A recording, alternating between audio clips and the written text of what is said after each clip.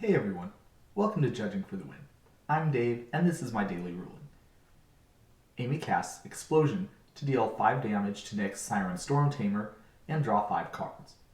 Nick isn't too keen on the drawing 5 cards part, so he sacrifices Siren Stormtamer in order to counter Explosion. What happens? Alright, so this is a really cool question, made even more so by the fact that both these cards were played in Standard at the same time.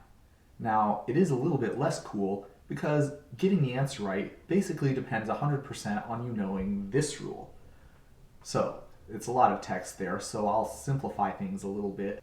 Basically what this rule is saying is that when the game is trying to decide whether Siren Stormtamer's ability actually is targeting a spell that targets Nick or a permanent he controls, the game makes that check at one specific time, which is when Siren Stormtamer's ability is resolving.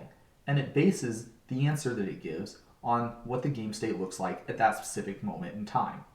Now, if any of the targets that Explosion was at one point targeting are no longer in the zone that they were in when that target happened, then the game will not consider Explosion to be targeting that permanent. So what this means here is that because Siren Stormtamer is no longer on the battlefield, the game does not consider Explosion to be targeting Nick or a permanent he controls. The only target that the game sees is Amy. Now that means that when the game tries to see if Siren Stormtamer's target is a legal one, the ability of Siren Stormtamer will not have any legal targets, and the game will remove it from the stack with no effect. Amy's Explosion will go on to resolve as normal, because it still has at least one target, Amy herself, that's still legal, and so it will continue to resolve doing as much as it can. One other thing before I sign off here is that it's totally legal for Nick to activate Siren Stormtamer's ability targeting Explosion. To see why this is, we'll take a look at the process of casting a spell, or in this case, activating an ability.